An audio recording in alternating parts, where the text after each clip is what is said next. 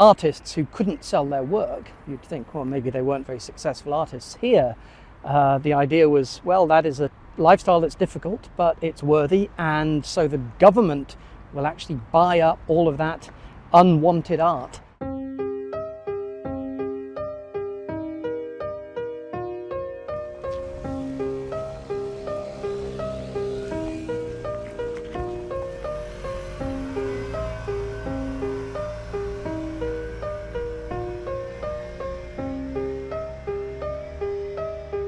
Hello and welcome back to 10 Walks Explain the Netherlands with me, Nicholas Walton. And this is the fifth walk. It takes me through Amsterdam, from its southeastern suburbs, very multicultural areas, right into the city centre eventually. Now this particular walk is an excuse for me really to talk about liberalism and tolerance, because after all that's part of the Dutch image abroad, and here in Amsterdam, more than just about anywhere else, everyone knows that there's a big vibrant red light district. They know that prostitution is obviously tolerated in a way here and regulated and visible in a way that it isn't in most other places, and the same goes for things like drug use. This brings its own problems. So back in the 1960s and 70s, the Dutch had recovered. There was from the Second World War, there was an economic boom, and there was also an idealism that a welfare state could create a new type of country. The Dutch tradition of tolerance, it found a new kind of lease of life in this permissive society. The welfare state started being set up in the 1950s and was a great success, but it was a very, very, very extensive welfare state, and that tolerance extended to not judging people whatever the lifestyle they chose. So if they wanted to take drugs or if they wanted to do this or that, the general idea was that maybe they should be allowed.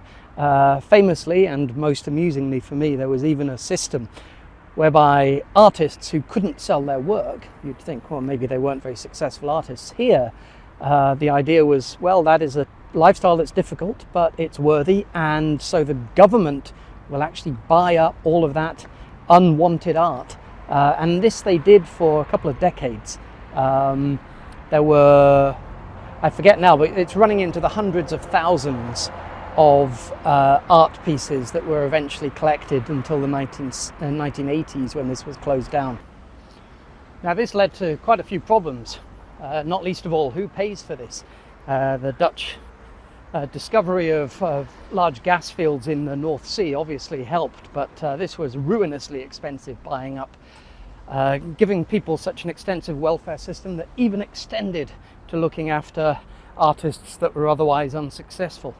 But there were other problems as well. You have a liberal, tolerant attitude to drugs, and what happens? You get a lot of people turning up trying to take drugs in Amsterdam, and that's something that you can even see now. A lot of the souvenirs that people buy are connected to drug paraphernalia, but it's not just that.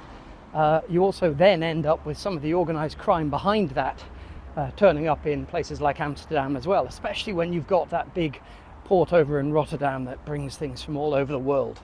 And then you have, you might feel quite tolerant towards how the sex industry should work, making sure that you protect the safety and health and living standards of those involved in sex work.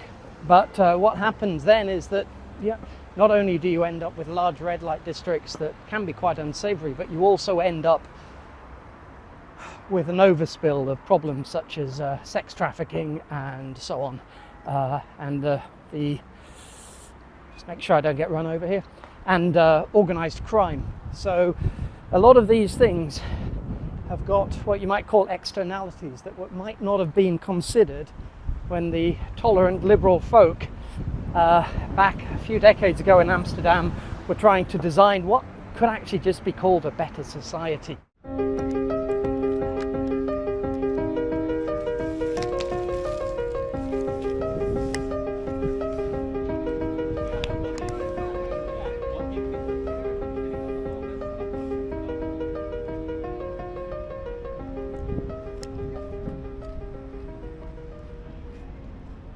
In the 1980s, Ruud Lubbers, the Prime Minister, started posing all of these serious questions. It wasn't just about money. It was also about the type of society and the work ethic and the sense of taking responsibility for yourself.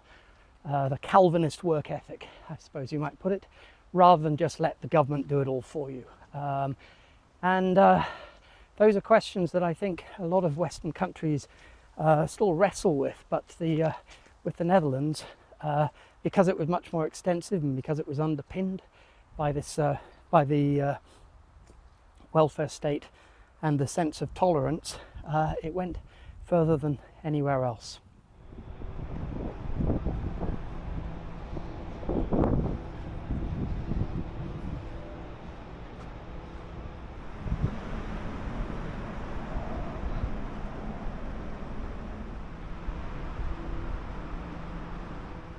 And this is the Johan Cruijff Arena, the home of one of the world's most famous football teams, Ajax Amsterdam. And there's Johan Cruijff himself, looking as stylish as he did, and frankly as he was as a player as well, one of the most extraordinary individuals ever to pull on a pair of football boots, revolutionised not just football and not just Ajax and not just the Netherlands football team, the Dutch football team, but arguably the whole country as well. And it's a fantastic looking stadium. What I liked best was I walked from there and you come under all of these weird underpasses that look as though you're in the insides of a factory or the guts of an enormous beast.